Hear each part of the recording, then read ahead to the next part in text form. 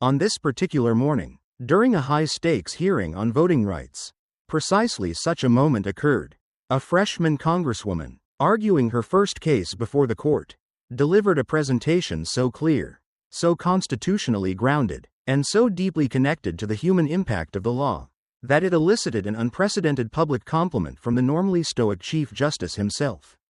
This is the story of that remarkable exchange, a testament to meticulous preparation, profound legal understanding, and the enduring power of principled advocacy in America's highest court. The Supreme Court chamber fell completely silent, a hush descending over the packed gallery. Chief Justice John Roberts, known for his stoic demeanor and his precise control over the courtroom proceedings, suddenly removed his reading glasses.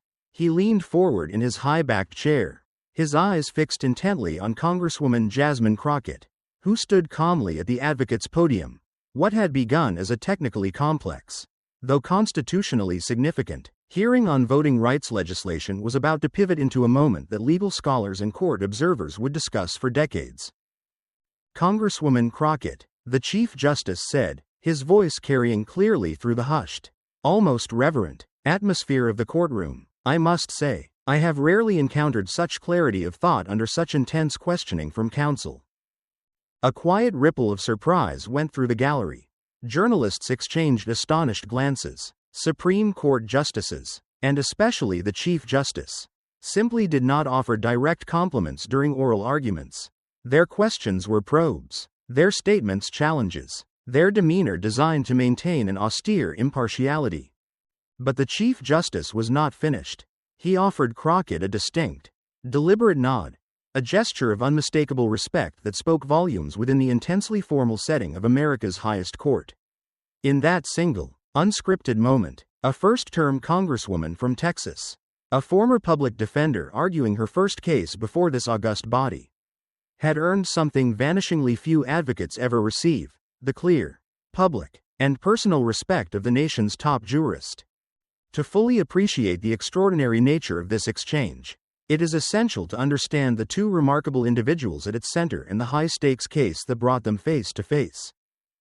Chief Justice John G. Roberts, Jr. had presided over the Supreme Court since 2005. A graduate of Harvard Law School, he had built an impeccable legal reputation long before his appointment.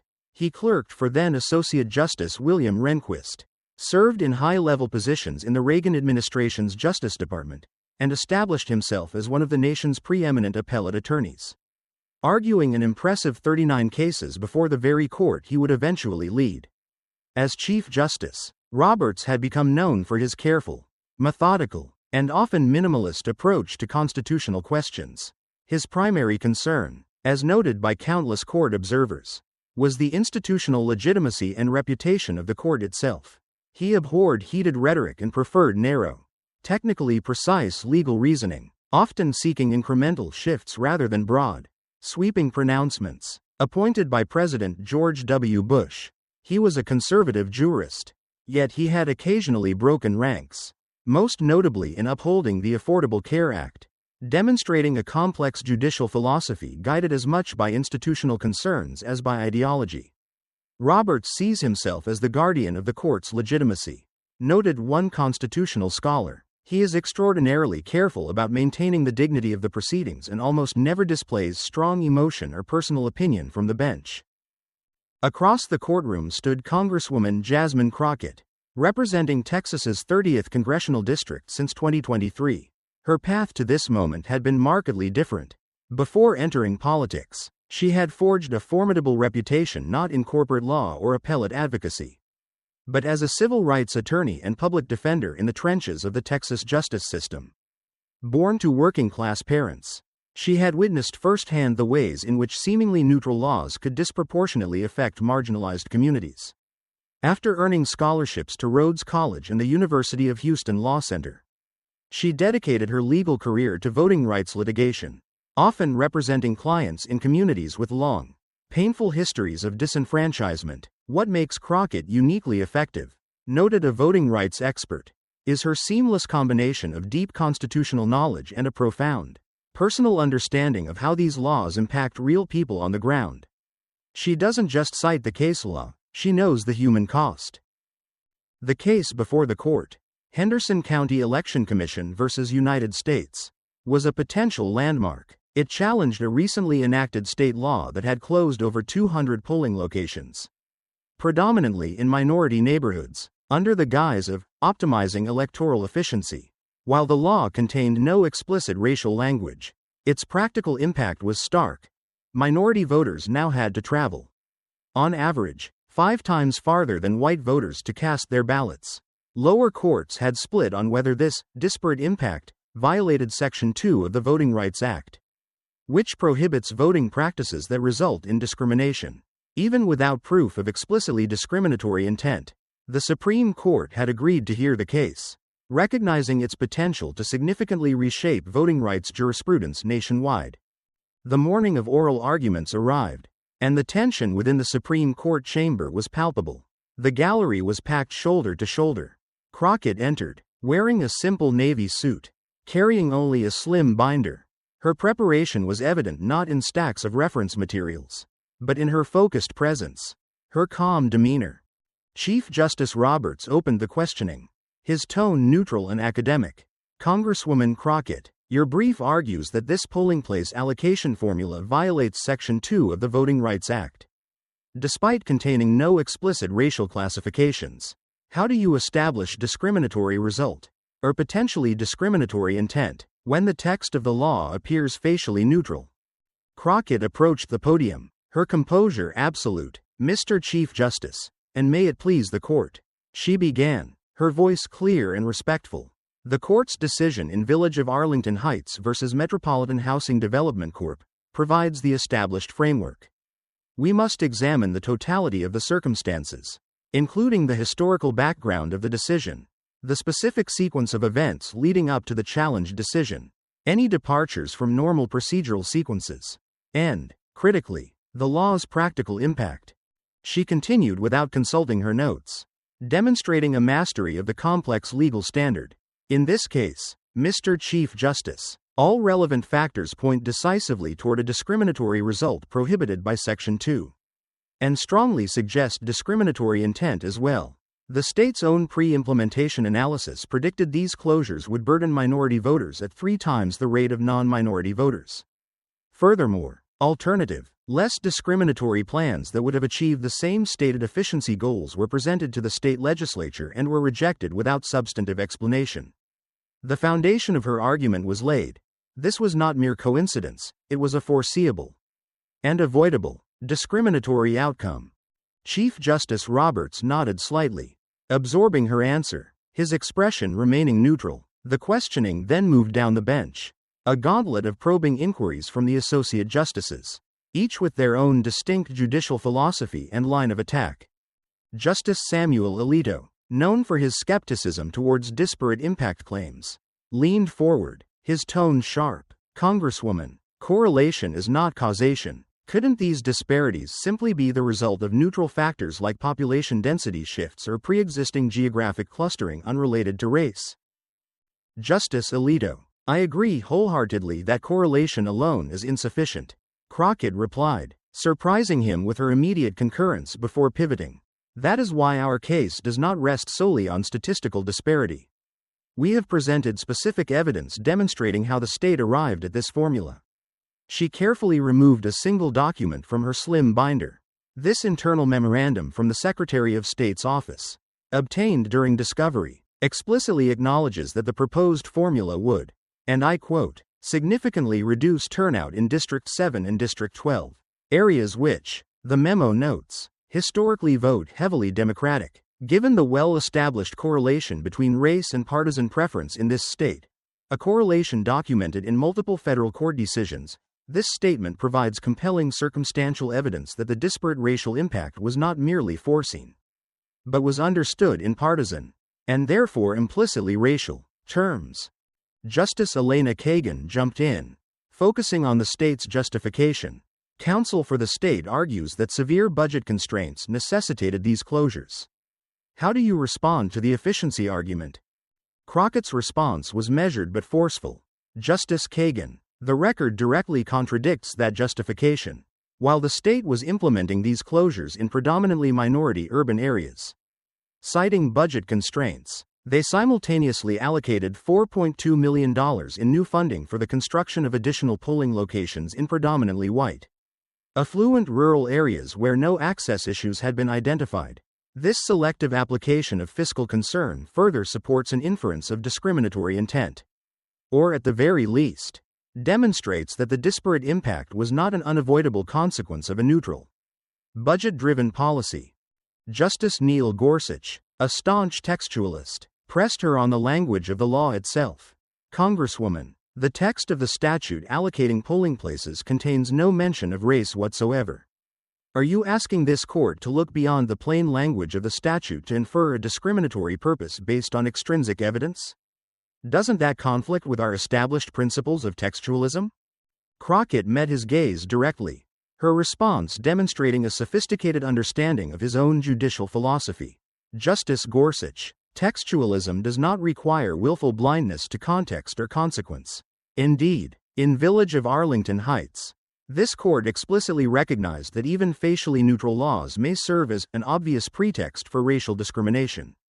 The text of the law matters immensely, but this court has consistently recognized, as far back as Yick Wo v. Hopkins, that the Constitution prohibits sophisticated as well as simple-minded modes of discrimination. A law need not contain explicit racial language to violate the Equal Protection Clause or the Voting Rights Act if the evidence clearly demonstrates it was enacted with discriminatory purpose or produces a discriminatory result. Gorsuch followed up, his questioning becoming more intense. But where does this court draw the line? If we allow challenges based on disparate impact alone, won't virtually any election administration decision, from voter ID laws to precinct boundaries, be subject to endless litigation? How do we determine when a disparate impact crosses the threshold into discriminatory intent without simply substituting our own policy preferences for those of the elected legislature? Crockett didn't flinch. The line is drawn precisely where this court has always drawn it. Justice Gorsuch, by the weight of the evidence, evaluated under the established Arlington Heights factors. She began ticking them off on her fingers. Here, we have contemporaneous statements from officials acknowledging the likely disparate impact. We have procedural irregularities in the law's adoption, including the unexplained rejection of less discriminatory alternatives. We have a clear historical background of voting discrimination in this state. And we have the stark statistical evidence of the law's practical effect. She paused. These are not subjective judicial preferences, Justice. They are the objective, evidentiary indicators this court has long recognized as probative of discriminatory intent. The Constitution requires us to look at the totality of the circumstances, not just the text in isolation. The hearing room remained remarkably still. This was not the typical back and forth of a Supreme Court argument. It was a focused, almost academic, dissection of constitutional law, delivered with a clarity and confidence that held the justices' attention. Justice Brett Kavanaugh shifted the focus from constitutional theory to practical application. Let's talk remedies, Congresswoman. Assuming, arguenda, that the court were to find a Section 2 violation here, what would be the appropriate remedy? Wouldn't ordering the state to redraw its polling place map constitute judicial policymaking? Intruding upon the legislature's authority? Not at all, Justice Kavanaugh. Crockett countered smoothly, demonstrating her command of remedial principles. The appropriate remedy would simply be an injunction requiring the state to develop and implement a new polling place allocation formula that does not impose these disproportionate burdens on minority voters. The state would retain full discretion in how it achieves that constitutional requirement. Federal courts have successfully managed similar remedies in voting rights cases for decades. From Reynolds v. Sims onward. Without engaging in legislative policymaking, the court sets the constitutional floor. The state decides how to meet it. For over 40 minutes, the intense questioning continued. Each justice probed Crockett's arguments from different angles, testing the foundations of her case. Justice Amy Coney Barrett, focusing on historical context, asked, Congresswoman, how much weight should this court give to historical discrimination within a state when evaluating a modern, facially neutral law like this one? At what point does that history become too attenuated to be relevant to current intent or effect? Crockett's answer was both legally precise and historically grounded. Justice Barrett, History matters most profoundly when its effects are still demonstrably present and actively shaping current conditions. In this specific case, we have presented extensive evidence documenting how historical housing segregation policies in this state directly correlate with current residential patterns. Those patterns, in turn, directly determine which communities bear the disproportionate burden of these specific polling place closures. She leaned forward slightly. This isn't distant history, Justice. It is ongoing causation. The state, aware of these historical patterns and their contemporary effects, chose a formula that predictably leveraged those patterns to produce a discriminatory outcome. Then came the exchange that would make legal history. Chief Justice Roberts, who had been unusually quiet but visibly engaged since his opening question, leaned forward again. He posed a complex hypothetical, the kind designed by appellate judges to test the outer limits of an advocate's legal theory. Congresswoman Crockett, he began, his tone purely academic. Let's consider a hypothetical jurisdiction. Suppose it adopts a perfectly race-neutral criterion for polling place allocation, say, 1 polling place for every 5,000 registered voters. Now, if this neutral formula results in fewer polling places in minority neighborhoods solely because those neighborhoods have lower voter registration rates, and those lower rates themselves stem from the lingering effects of historical discrimination, would that scenario trigger strict scrutiny under your Section 2 theory? The courtroom tensed. It was a brilliant question, requiring Crockett to navigate the treacherous intersection of historical discrimination, neutral policies, disparate impact, and the stringent requirements for proving discriminatory intent. A misstep here could unravel her entire case. Crockett paused, considering the question carefully. Her response was a model of legal reasoning, balancing principle with pragmatism. Mr. Chief Justice, she began, your hypothetical highlights what legal scholars often refer to as second-generation voting discrimination, policies that are facially neutral but operate to disadvantage minority voters by leveraging known social or historical patterns. She continued with remarkable precision. Under the Arlington Heights framework and this court's subsequent Section 2 jurisprudence, including Brnovich, the key inquiry would be foreseeability and the availability of alternatives. I would examine whether the jurisdiction knew, or reasonably should have known, based on available data, that their chosen, neutral, formula would produce such severe racial disparities before they implemented it. Roberts pressed further, but where do we draw the line? Congresswoman, couldn't virtually any election administration decision, allocating voting machines, setting precinct hours, be challenged if it produces any statistical disparity, however small? It was this moment that showcased Crockett's exceptional ability to synthesize complex legal doctrine with practical wisdom. The line, Mr. Chief Justice, lies in the rigorous application of the Arlington Heights factors. She responded firmly, not every disparate impact reflects discriminatory intent or result. Some disparities truly are unforeseeable, or unavoidable consequences of pursuing legitimate, non-discriminatory policy goals. The Constitution does not guarantee perfectly equal outcomes in every instance. She paused briefly, then continued with growing conviction. But, Mr. Chief Justice, when a state is specifically informed, through its own data or through credible external analysis, that its chosen method will severely burden the fundamental right to vote for minority citizens, when less discriminatory alternatives exist that could achieve the state's legitimate administrative goals, and when the state rejects those less discriminatory alternatives without meaningful justification, particularly against a backdrop of historical discrimination in voting, then, sir, the Constitution cannot remain silent. As Jasmine Crockett finished her answer, the courtroom remained completely still. Even the justices who clearly disagreed with her underlying legal position appeared engaged, leaning forward, their expressions thoughtful rather than combative. She had not just answered the Chief Justice's difficult hypothetical, she had articulated a clear, evidence-based standard for distinguishing between permissible disparate impacts and unconstitutional discrimination. The 15th Amendment's prohibition on denying or abridging the right to vote, on account of race, wasn't limited solely to explicit racial classifications. She continued, pressing her advantage while the court was clearly focused.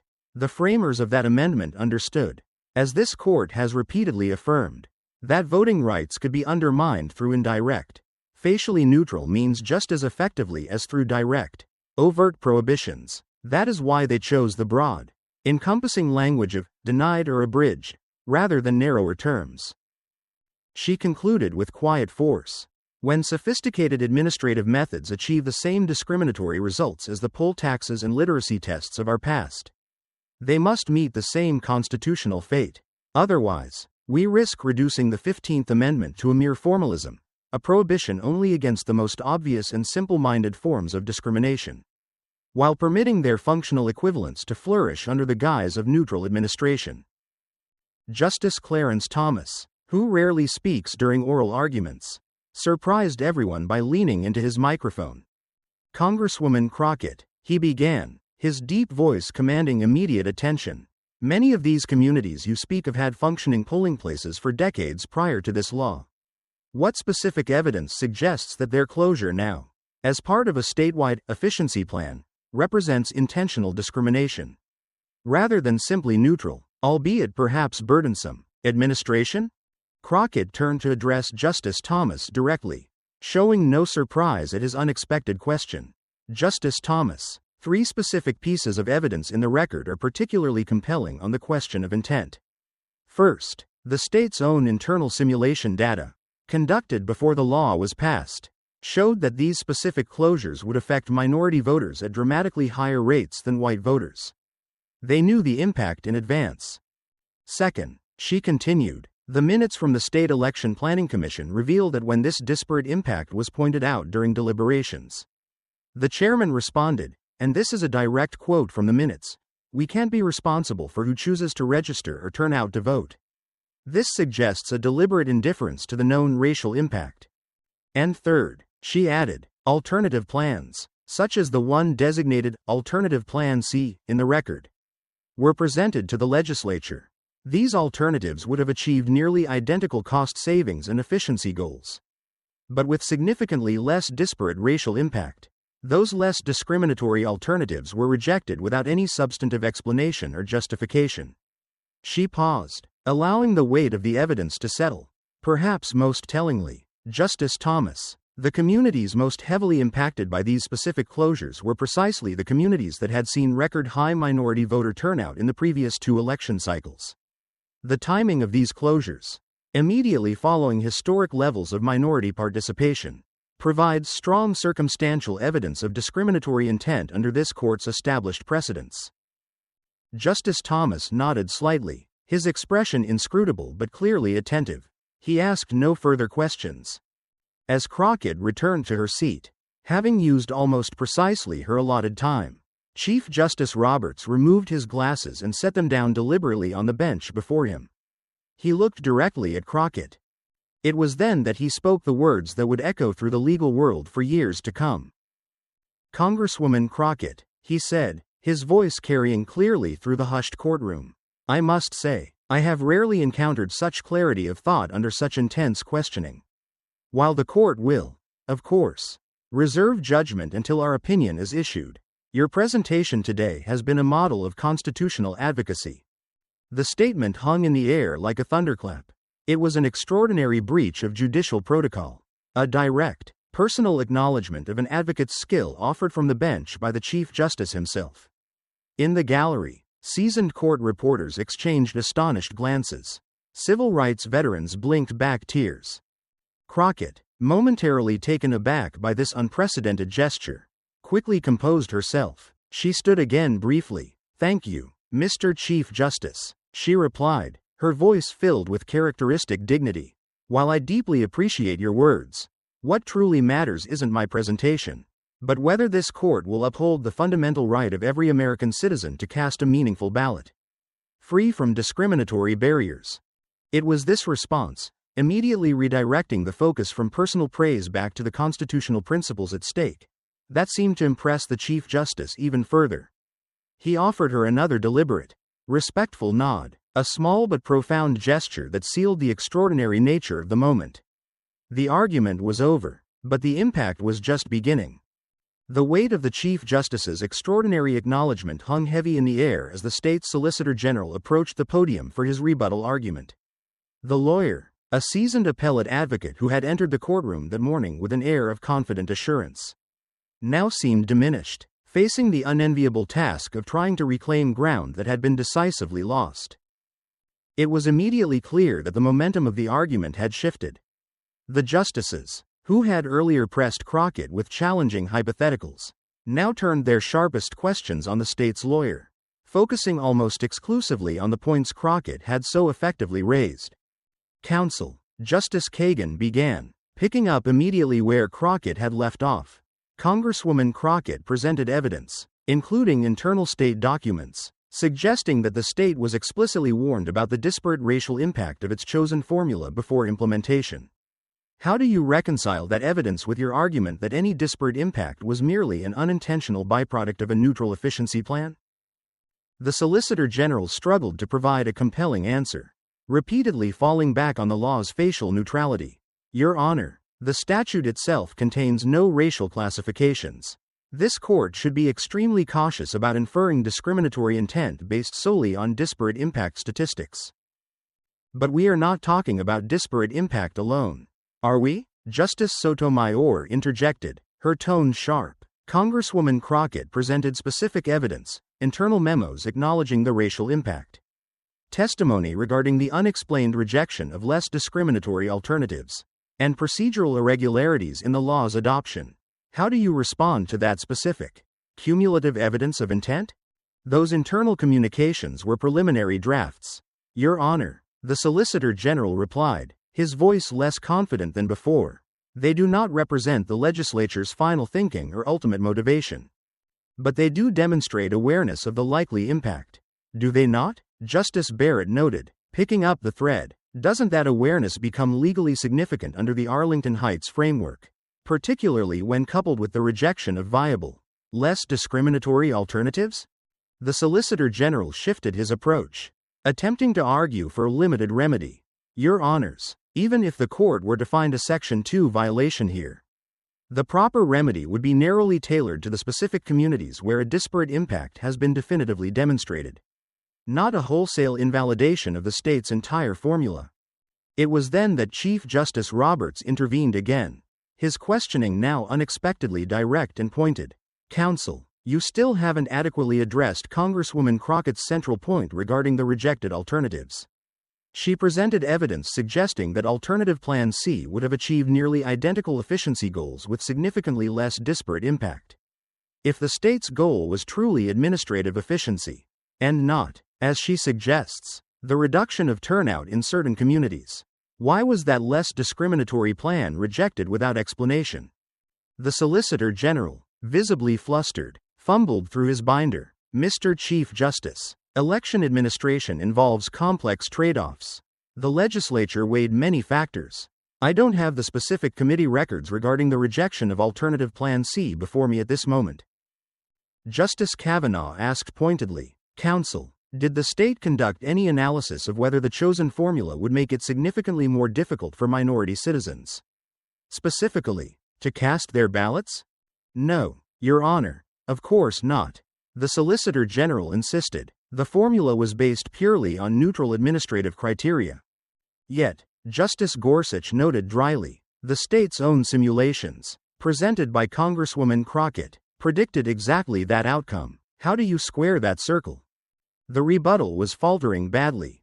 Even the justices expected to be most sympathetic to the state's arguments were pressing hard on the inconsistencies and evidentiary gaps that Crockett had exposed. The Solicitor General, trapped between the law's neutral language and the stark evidence of its discriminatory effect and potential intent, had no effective response. The final, defining question of the rebuttal came, once again, from Justice Thomas. Counsel, he asked, his voice a low rumble. If we accept your argument that only laws containing explicit racial classifications trigger heightened constitutional scrutiny under the 15th Amendment, aren't we essentially providing states with a roadmap for circumventing that amendment's protections through the use of facially neutral laws that have known and predictable discriminatory effects? The courtroom fell silent, coming from the court's most steadfast originalist and conservative member. The question signaled a profound potential shift in the argument's center of gravity. Justice Thomas, the Solicitor General began cautiously, This court has always required compelling evidence of discriminatory intent, not merely disparate impact. And isn't compelling evidence precisely what Congresswoman Crockett presented today? Thomas replied, his voice even. Internal communications acknowledging the racial impact, unexplained rejection of less discriminatory alternatives, and a historical context suggesting a pattern of behavior. How is that not evidence of intent? The Solicitor General had no answer. His time expired. He gathered his papers, his face grim. The momentum had not just shifted, it had been entirely captured. Jasmine Crockett had not only presented a masterful case, she had effectively armed the justices with the very questions they needed to dismantle the state's defense. As the state's Solicitor General returned to his seat, a palpable sense of finality settled over the courtroom. The arguments had been made, the evidence presented, the weaknesses exposed. All that remained was for Jasmine Crockett to deliver her brief final response. Her last opportunity to frame the case for the 9 justices who held its fate in their hands. She rose and approached the podium one last time. The chamber was completely silent. Every eye was upon her. Mr. Chief Justice, and may it please the court, she began, her voice quiet but resonant. The question before this court today is deceptively simple. Does our Constitution permit states to achieve indirectly, through facially neutral means, what the 15th Amendment explicitly forbids them from doing directly? She paused, allowing the weight of the question to settle. The evidence presented in this record demonstrates, conclusively, that the state knew its chosen polling place formula would severely burden minority voters. It demonstrates that less discriminatory alternatives were available and presented. And it demonstrates that the state rejected those alternatives without substantive justification, proceeding with a plan whose discriminatory effects were not just foreseeable, but foreseen. Her voice gained strength, imbued with a quiet conviction. Throughout our nation's history, the fundamental right to vote has faced repeated and insidious challenges, from property requirements and poll taxes, to literacy tests and grandfather clauses, and now, to sophisticated administrative barriers disguised as neutral efficiency measures. What changes is not the ultimate effect, the denial or abridgment of the right to vote for minority citizens, but only the method. She looked along the bench, meeting the eyes of each justice in turn. This case is not about whether states have a legitimate interest in pursuing efficiency in election administration. Of course, they do. The question is whether they must pursue that legitimate interest in ways that do not predictably and disproportionately burden the fundamental constitutional rights of their minority citizens, especially when less discriminatory means are readily available. She closed her binder with a soft, final click. The 15th Amendment's promise was not merely a negative prohibition on explicit racial classifications in voting. It was, and is, a positive guarantee that the right to vote would be equally available to all Americans. In practice, not just in theory, the voters in Henderson County, the voters in my district, and indeed, voters across this nation who face similar barriers, are simply asking this court today to give full and meaningful effect to that constitutional promise. She bowed her head slightly. Thank you. As she returned to her seat, Chief Justice Roberts removed his glasses and set them down deliberately on the bench. He looked directly at Crockett. It was then that he spoke the words that would stun the courtroom and reverberate through the legal world for years to come. Congresswoman Crockett, he said, his voice carrying clearly through the hushed chamber. I must say, I have rarely encountered such clarity of thought under such intense questioning. While the court will, of course, reserve judgment until our opinion is issued, your presentation today has been a model of constitutional advocacy. The statement hung in the air like a thunderclap. Supreme Court justices simply did not offer such direct, personal praise during oral arguments. Crockett, momentarily surprised, quickly composed herself. Thank you, Mr. Chief Justice, she replied with characteristic dignity. While I deeply appreciate your words, what truly matters isn't my presentation, but whether this court will protect the fundamental right of every citizen to cast a meaningful ballot without discriminatory barriers. It was this response, immediately redirecting attention from personal praise back to the constitutional principles at stake, that triggered Roberts' remarkable final gesture. He offered Crockett another deliberate, respectful nod, a small but profound acknowledgement that sealed the extraordinary nature of the moment. The argument was over. The Chief Justice's unprecedented acknowledgement hung in the air as the courtroom slowly began to empty. Reporters rushed out to file their stories. Legal observers huddled in intense discussions. And the state's legal team departed with grim, downcast expressions. Jasmine Crockett remained at the counsel table for a long moment, quietly gathering her papers, the adrenaline of the argument slowly giving way to a profound sense of exhaustion, mixed with a cautious, fragile hope. As she descended the grand marble steps of the Supreme Court building, she was met by a swarm of reporters, microphones thrust toward her face, questions shouted from all directions. "Congresswoman, what does it mean to receive such a direct compliment from the Chief Justice? Did Justice Thomas's questions surprise you?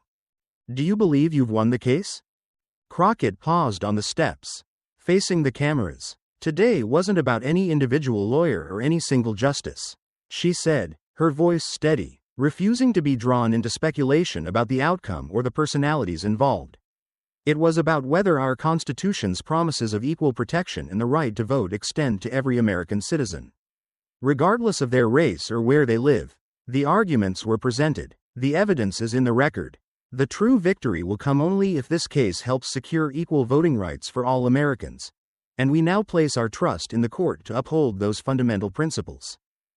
With that, she declined further questions and made her way through the throng, leaving the reporters to dissect the nuances of the Chief Justice's remarks and the potential implications for the court's eventual ruling. Inside the court building, the conversation was likely just as intense, though far more private, according to a clerk who later shared details anonymously for a historical account. Chief Justice Roberts returned to his chambers visibly moved by the morning's argument. He reportedly sat at his desk in silent reflection for several minutes before turning to his clerks. "In all my years on the bench," he is said to have remarked, "I have rarely heard the human consequence of constitutional doctrine articulated so perfectly. Sometimes it takes a fresh voice, grounded in real experience, to remind us of our deepest commitments." The weeks that followed the oral argument were filled with intense speculation. Legal news outlets published detailed analyses, parsing every question asked by the justices, attempting to predict the final vote count. Constitutional scholars debated the significance of Roberts's unusual praise and Thomas's pointed questioning of the state's lawyer. Had Crockett's argument truly shifted the court's center of gravity on voting rights? 8 weeks later, the wait was over. The Supreme Court issued its decision in Henderson County Election Commission versus United States. In a surprising 6-3 ruling, with Chief Justice Roberts writing for the majority, the court struck down the state's polling place allocation formula as a violation of Section 2 of the Voting Rights Act. The opinion was a landmark, carefully navigating the complex terrain between disparate impact and discriminatory intent. When facially neutral voting regulations produce severe, statistically significant disparate impacts along racial lines, Roberts wrote, and the record demonstrates that state officials were aware of this potential impact and rejected less discriminatory alternatives without sufficient justification. Courts must conduct a searching review of the totality of the circumstances to determine if the regulation results in an unlawful abridgment of the right to vote. In a direct echo of the oral argument, the opinion explicitly quoted Crockett's own words, as counsel for the respondents aptly observed during oral argument. When sophisticated methods achieve the same discriminatory results as the poll taxes and literacy tests of the past, they must meet the same constitutional fate. This core principle guides our analysis today. The ruling was a stunning victory for voting rights advocates and a personal vindication for Jasmine Crockett. The court had not only sided with her on the outcome but had explicitly adopted her legal reasoning and language. The impact was immediate and profound. The court ordered the state to immediately restore polling places in the affected communities and to develop, under federal court supervision, a new allocation system that ensured equal access for all citizens. The decision became a new touchstone in voting rights jurisprudence, cited by courts across the country. More importantly, it sent a clear signal to state legislatures nationwide that facially neutral laws with predictable, severe, and avoidable discriminatory impacts would face rigorous constitutional scrutiny. The promises of the 15th Amendment, Crockett had argued, must apply in practice, not just in theory, and the Supreme Court, led by its Chief Justice, had agreed. The Henderson County decision resonated far beyond the specific communities whose polling places were restored. It marked a subtle but significant recalibration in voting rights law, emphasizing the court's willingness to look beyond the text of a law to its practical, real-world effects, especially when evidence suggested lawmakers were aware of potential discriminatory impacts. State legislatures across the country began to incorporate disparate impact analyses more routinely into their election administration planning, often proactively consulting with civil rights experts before implementing major changes. For Jasmine Crockett, the Supreme Court victory affirmed her unique approach to constitutional advocacy, one that seamlessly blended rigorous legal analysis with a deep, empathetic understanding of how laws affect real communities.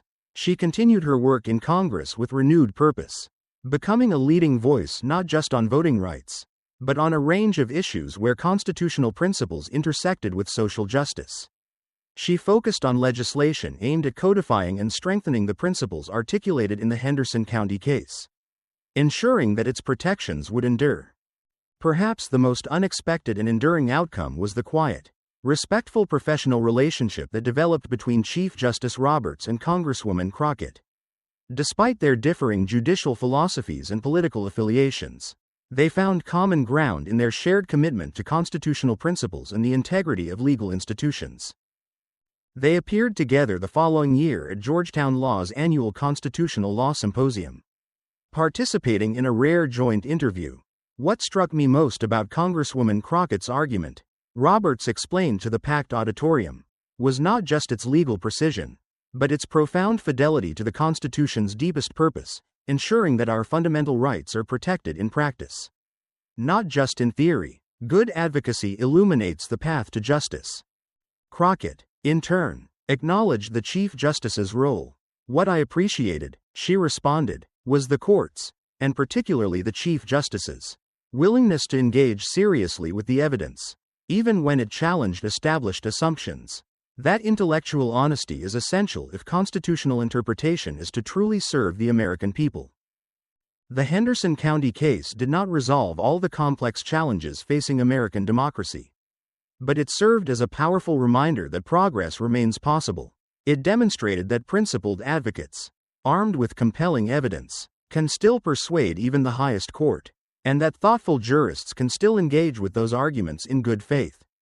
In a nation often fractured by partisan rancor, the Roberts-Crockett exchange offered a hopeful glimpse of a different path, one where mutual respect and a shared commitment to constitutional values could, even if only for a moment, transcend the political divide. The narrative of Representative Crockett's argument before the Supreme Court and the subsequent ruling in Henderson County offers several key insights into the workings of the court and the nature of effective constitutional advocacy. First, it underscores the power of meticulous preparation and deep subject matter expertise. Crockett prevailed not through political rhetoric or emotional appeals, but through her comprehensive command of the facts, the relevant case law, including her opponent's own writings, and the procedural history. Her ability to anticipate and directly address the challenging questions from multiple justices, grounded in specific evidence and legal reasoning, was the cornerstone of her success.